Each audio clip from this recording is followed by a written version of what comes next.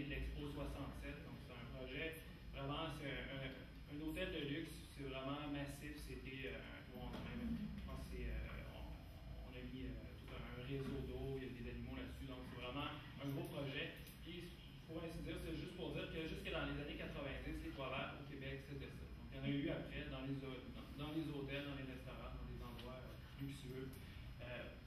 Les toits verts extensifs, comme pour moi, un toit vert, c'est plus quelque chose qui est extensif, sont apparus dans les années 90. Évidemment, c'était l'adaptation des technologies allemandes. On les a adaptées au Québec avec des réalités des matériaux qu'on pouvait trouver. Ça a été fait finalement avec les normes aussi FLL, qui sont les normes internationales pour les toits verts. Ce qui est arrivé, c'est que dans les années 2000, là, ça a progressivement commencé à être installé de manière plus massive. Donc, en 2004 et 2011, on évalue, c'est Green Roof for These Cities, donc le lobby américain qui fait la recherche, mais aussi qui fait la promotion des toits verts, évalué qu'au Québec, il y avait environ 500 000 pieds carrés de toits verts qui avaient été installés dans cette période-là. À peu près également séparés entre Montréal et Québec, donc ce qui est intéressant. On est loin, évidemment, des installations qu'on a à Toronto, pas à Toronto, mais à Chicago en ce moment, où on a ça à chaque année. Même chose à Washington. Donc, on est un peu en arrière, mais quand même, il n'y a aucune réglementation, il n'y a aucun incitatif au Québec pour l'installation de toits verts. Donc, c'est vraiment une initiative. Il y a vraiment un engouement quand même pour les toits verts, mais c'est les promoteurs qui en font l'installation. C'est pas une pub gratuite. J'explique pourquoi Hydrotech, qui est une compagnie américaine, dans ces années-là, a fait à peu près 20% des projets, puis Suprema, la société française, elle en a fait à peu près 80% de ces projets-là.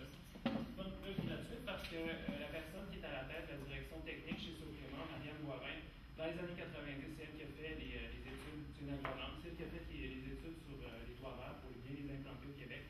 Elle a publié en 2001 une étude qui voulait finalement caractériser le comportement des plantes de toits verts. Donc, ce qu'elle a fait, c'est analyser pendant 2 ans différentes espèces de graminées rustiques du Québec.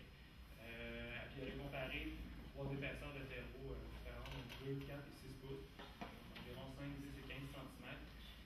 Puis à travers ces recherches-là, on s'est rendu compte que 2 pouces de terreau, c'était pas suffisant, tout mourait là-dedans. 4 pouces, c'était à peine ce qu'il fallait. Ce qui était bon pour des sédums, admettons, pour la survie des sédums, mais c'était pas suffisant. Donc, le standard qui a été établi, c'est que 6 pouces de terreau, c'était la norme pour une toiture extensive au Québec. Donc, c'est quand même assez épais. C'est surtout assez lourd avec les terreaux des toits verts extensifs, donc avec beaucoup de granules minérales, que ce soit de la brique ou de la roche. On se retrouve à avoir des toits qui sont assez lourds, donc à 50 livres du pied carré pour les systèmes extensifs. Plus on ajoute évidemment la charge morte d'une bâtisse. Plus on ajoute après ça la charge de neige au Québec qui est quand même importante. Elle va varier en fonction de la région, mais à Montréal, c'est environ 48 livres du pied carré. Donc, ça fait des projets pour les toits verts qui sont assez lourds. Mais ce qui est bien à travers ça, c'est que la plupart des architectes, étant donné ceux qui ont fait des projets de toits verts pendant ces années-là, travaillaient surtout avec Suprema, donc c'est devenu un peu un standard québécois d'avoir des toits à 6 pouces d'épais de terreau.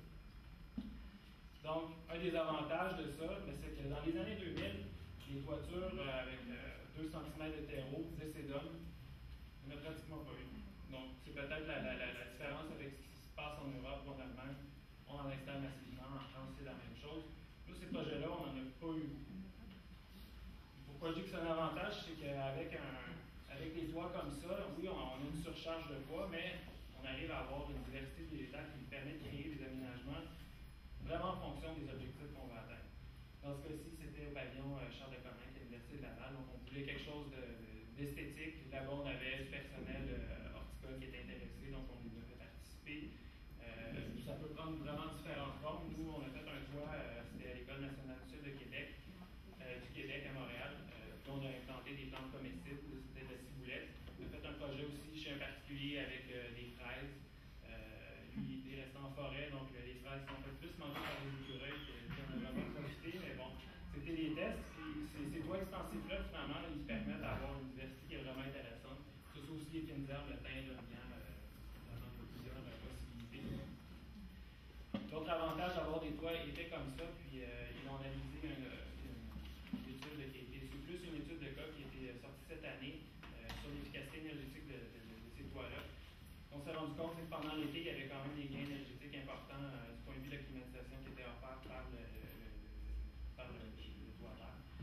Puis surtout à l'hiver, on avait la perception au Québec que le toit vert avait à peu près peu d'impact sur l'isolation. On s'est rendu compte que c'était dans les alentours de 30% finalement de facteurs d'isolation du toit. Ce qui est aussi, c'est une étude de cas, donc ça prend aussi comme tel, mais on s'est rendu compte que c'est assez cohérent avec toutes les autres études qu'on a vues en Amérique du Nord. On arrivait à peu près aux mêmes données. Donc, le toit vert est en plus isolant. Au centre Frédéric-Bach, on s'est rendu compte qu'avec un toit vert d'environ 4 pouces d'épaisseur, donc 10 cm de terreau, on a réussi à capter environ 99,5% des eaux de pluie pendant toute l'année 2005. Sauf qu'encore là, c'est peut-être ponctuel, mais c'est des toitures de cette épaisseur-là, ça laisse présager qu'on peut aller chercher ces bénéfices-là. Est-ce que ça a été mesuré? Oui, c'était mesuré. C'était l'organisme Hydranville qui logeait dans le centre Frédéric-Bach. Donc, le centre Frédéric-Bach à Québec, c'est un endroit où beaucoup d'organismes en environnement nichent finalement, puis eux, finalement, sont attardés à ça. Aussi, au mur VGP, ils ont fait un paquet d'études. Puis ils l'ont fait pendant 2 années, ils sont arrivés à peu près à des résultats similaires à la deuxième année en 2010. Donc, évidemment, ça a des inconvénients avoir des systèmes qui sont lourds, qui sont épais comme ça. Évidemment, c'est plus de poids, donc c'est plus de poids pour la structure. C'est plus d'entretien, évidemment, parce qu'on élargit le spectre de plantes qu'on peut soi-même mettre sur le toit, mais aussi des plantes invasives, des plantes qui arrivent de manière aéroportée, mais ils ont un endroit qui est très riche, finalement, pour vraiment bien s'installer. Évidemment, on parle de plus de terre, c'est plus cher, c'est normal. Évidemment, j'ai préparé des contre-arguments à chaque inconvénient.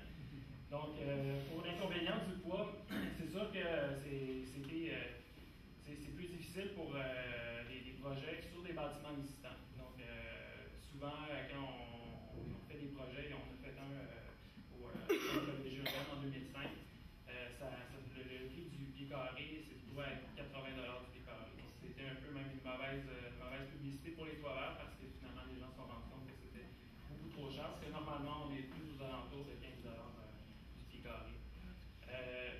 Cette chose-là, comme je disais, on peut la reprendre d'un autre point de vue, étant donné que les architectes sont habitués à avoir des charges assez lourdes pour les toits. D'un point de vue de l'agriculture urbaine, un système extensif comme ça, on a un terreau qui n'est pas nécessairement agréable pour des plantes potagères.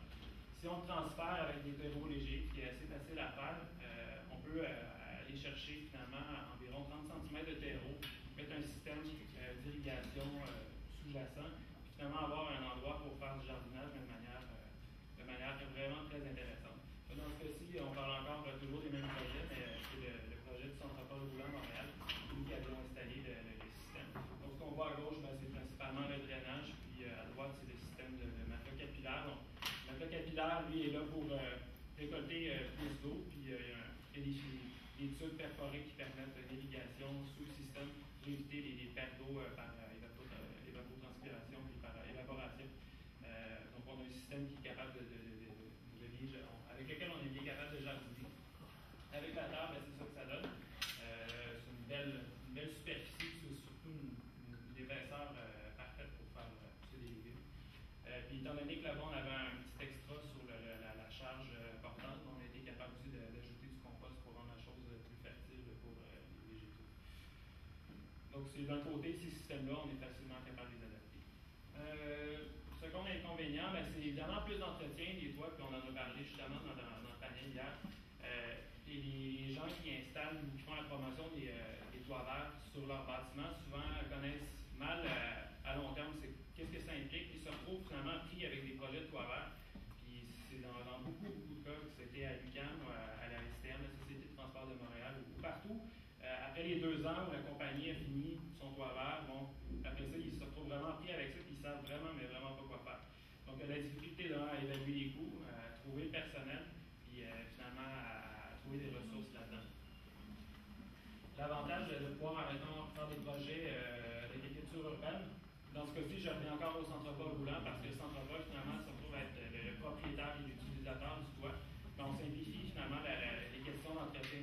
En sachant qu'on a un jardinier qui vient, l'entretien de base d'un toit vert, ça reste relativement simple. On dégage les drains pour être certain qu'ils s'écoulent bien. On enlève les arbrisseaux qui vont commencer à s'installer. Évidemment, si on a un jardinier qui est sur place et qui jardine à tous les jours, ben, on va s'assurer finalement de cet entretien minimal. Dans le cas du centre-vol, ben, là, c'est une intégration qui était parfaite parce que là, on jardine sur le toit, au 3e étage, on cultive au 1er étage, on prend les résidus de cuisine, on fait du vermicompostage, on réintègre ça sur le système. Donc, c'est sûr que là, on parle d'un projet qui est vraiment bien, qui est très bien intégré. Mais ça reste quand même une possibilité pour un propriétaire foncier de se dire, bon, si je développe un projet de toilage, je peux finalement pas prévoir de plantes puis laisser des jardiniers finalement s'en occuper. Puis à la limite, peut-être aller chercher finalement peut-être un prix en location pour ça. Dans le cas du centre-pôle roulant aussi, ce qui est intéressant, c'était plus pour montrer l'évolution du jardin. Donc à la fin de la saison, on voit entre les légumes qu'on a installés, il y a du trèfle, puis on met des paillis végétales finalement pour garder l'intégrité du toit pour pas qu'il soit tout érodé finalement à l'hiver. Puis évidemment, on applique des techniques d'agriculture proche de la permaculture, de l'agriculture biologique. Donc, c'est sûr qu'il va y avoir plus de fertilisant qui va aller dans les eaux de ruissellement, mais quand même, on essaie de limiter finalement, même avec cette agriculture-là, de diminuer les intrants déjà à la source. L'autre chose intéressante avec le projet du centre-pôle, c'est qu'il y avait évidemment des ruchers, c'est pas mal à la mode ces temps-ci à Montréal. Mais l'avantage d'avoir ça sur son toit, c'est que ça nous assure une bonne pollinisation des légumes qu'on fait aussi. Donc le dernier inconvénient, c'est évidemment que c'est un peu plus cher. Un projet, comme je vous ai montré, c'est à peu près 25% plus cher qu'un projet de toit vert extensif. Donc c'est pas la mer à boire en tant que tel, c'est vraiment le surcoût du terreau, mais en tant que tel, on n'a pas de plante à implanter, c'est l'utilisateur qui fait ça, c'est fait. On se retrouve à avoir des toits qui coûtent 20$ du pied carré au lieu de 15$ du pied carré. Puis souvent, c'est un des dilemmes. Je parle de la formule du Palais des Congrès, parce qu'au Palais des Congrès, on a un potentiel, c'est en plein centre du centre-ville de Montréal, on a un potentiel de verdissement sur les toits immense, c'est un gros îlot de chaleur urbain. On veut développer des choses, mais on ne veut pas payer, ou on ne veut pas tout payer. Donc, les formules qui étaient, on a essayé, il y a la formule qui a été retenue, mais c'est d'essayer l'agriculture urbaine en bac. Donc là-bas, il y avait 450 bacs divisés en 3 sections. Donc, on avait 3 types de technologies de bac. On avait aussi 3 restaurateurs, organismes qui prenaient les récoltes. Il y avait un jardinier qui était payé pour faire pousser ces légumes-là. Cette année, c'était moi le jardinier. C'était moi qui avait été engagé finalement pour faire la production dans ces bacs-là. Ce qui se passait, chaque client, finalement, en début de saison, deux étaient des restaurateurs, un était un organisme qui transforme la nourriture crue. Donc, chacun avait vraiment sa liste très spécifique de plantes. Puis le client aussi avait la responsabilité de venir faire la récolte sur place aussi. Donc, il y avait un échange évidemment entre nous, les jardiniers, puis celui qui récoltait, pour savoir à quel temps il faut le faire. Mais évidemment, c'est eux qui avaient cette charge-là. Puis aussi, il a fallu qu'ils pèsent ou en tout cas quantifient la quantité de légumes qu'ils ont réussi à aller chercher dans ce projet-là. Évidemment, ça avait un coût. Eux, ils ont payé finalement pour avoir cet espace-là, puis ils ont payé pour avoir un jardinier qui cultivait pour eux autres, pour que ça s'en retourne après ça à leur cuisine. Encore tout ça, c'est en rodage, c'est pas évident de savoir si c'est rentable, surtout avec les chiffres qu'on a vus d'Éric, à savoir si c'est vraiment quelque chose qui est très, très, très payant. Je pense que c'est du côté de l'imaginaire puis de l'image qu'on va chercher là-dessus, mais ça reste quand même des initiatives qui veulent faire avancer ce concept-là. Les limitations par rapport à ce projet-là, ce que j'en dirais, c'est que pour l'entreposage des bacs, donc c'est beaucoup plus compliqué. Évidemment, on n'a pas le choix d'avoir des bacs là-bas parce qu'on ne peut pas laisser la terre tout l'hiver. Le bâtiment ne permettait pas. Donc, à chaque année, il faut toujours tasser les bacs de jardinage. C'est quand même pas mal de travail. Pour moi aussi, l'utilisation de bacs comme ça à long terme, ça représente un surplus de plastique. C'est des belles technologies, mais en plus de ne pas avoir une durée de vie qui est énorme, on parle généralement de maximum 10 ans, que c'est d'arriver avec des produits. C'est d'avoir un cycle de vie qui est moins intéressant qu'avoir un système en pleine terre. Évidemment, c'est plus cher aussi que finalement un toit vert qui est en pleine terre, étant donné tous les surcoûts de plastique finalement. L'autre chose, c'est que c'est plus compliqué de jardiner dans ces systèmes-là, étant donné qu'il y a un peu une surchauffe, il y a certains bacs qui transpirent beaucoup, donc ça a plus tendance à perdre de l'eau que pouvoir avoir un poids conservateur. Puis l'entretien à long terme aussi, c'est un peu hasardeux parce qu'on dépose des bacs sur le toit, il y a la terre qui tombe, il y a de la mousse qui se forme c'est pas propre. Et pour la durée de vie du bâtiment puis l'étanchéité, j'aurais quelques petites réserves. En tout cas, il y a du travail à faire pour l'améliorer.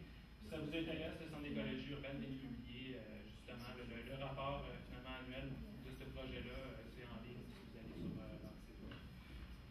Puis pour moi, l'avenir, c'est justement, comme je vous parlais, il y a un engouement pour l'agriculture urbaine en ce moment à Montréal, c'est sûr. Puis il y a un engouement pour les toits verts parce qu'il y a quand même, juste à Montréal, 250 000 pieds carrés de toits verts qui sont installés simplement par volonté ou par enthousiasme pour la chose. Donc, il y a probablement une formule entre les deux qui pourrait rendre plus d'espaces cultivables en ville, mais aussi pourrait rendre des espaces qui sont les toits qui sont inutilisés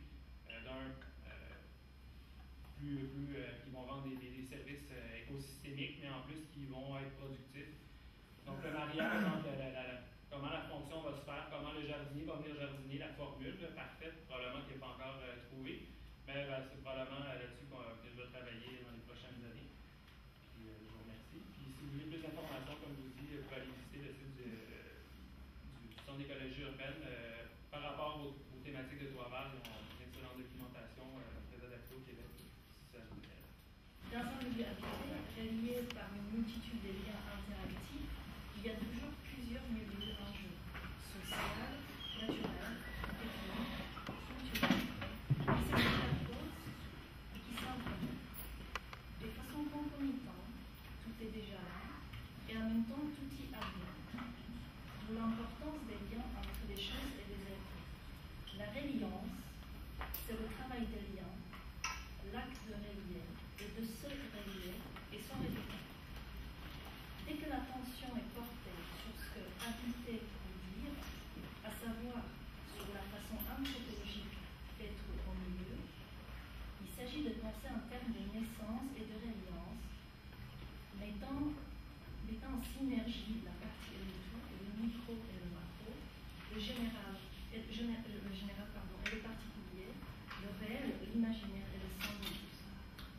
L'ouverture de la rencontre avec le monde et la résistance à le monde sont en jeu. Il s'agit de résister à l'épuisement des lieux et de personnes par un urbanisme de reliance et non de la fracture, activant la capacité d'un milieu à ouvrir des possibles entre nature et culture, entre local et translocal.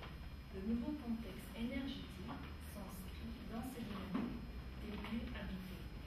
Donc la suite, je vais séparer en trois thèmes, enfin quatre thèmes. Donc il s'agit d'avoir épistémologie de toi, ensuite régner avec l'énergie, vivre dans l'ouverture, et à la fin métamorphose régénératrice. Épistémologie de toi. La maison et sa toiture représentent la vie sous laquelle vient s'unifier l'être. C'est la conscience d'être un fait.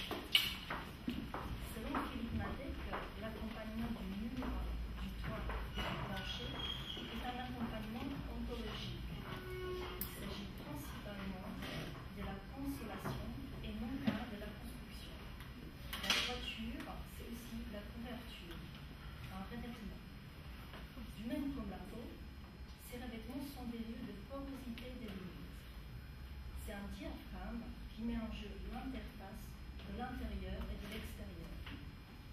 À l'image de l'être humain, la maison est essentiellement liée au dehors. Elle évoque le mouvement anagogique, le mouvement d'élévation. D'après Henri Godin, c'est une manifestation du besoin des individus de s'exaucer.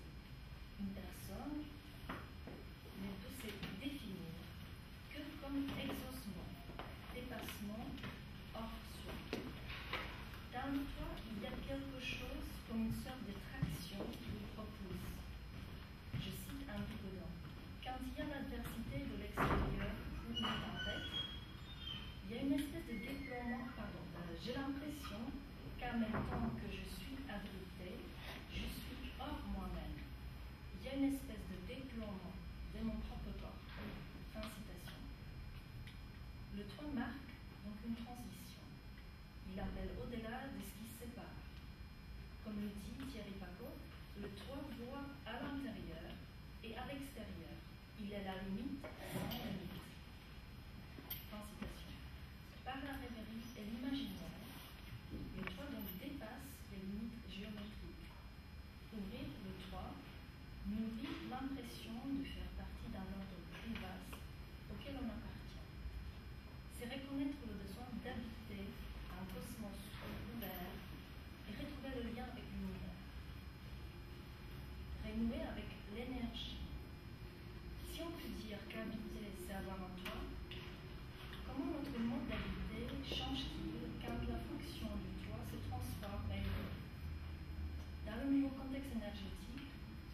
toit devient davantage un lieu d'échange et de transmission d'énergie. Comment cela pourrait-il influencer notre quotidien et notre être? Habiter les toits peut permettre sûrement de se reconnecter avec les énergies de la terre, du soleil, avec la source de la vie. Et à un certain niveau, nous pouvons dire que tout est une question d'échange énergétique et de transmission des énergies. Ne pas gaspiller l'énergie, c'est une évidence qui va au-delà du sens technique du terme. Dans une société où il est demandé d'être toujours de plus en plus performante et de produire davantage, les liens avec les sources énergétiques sont précieux.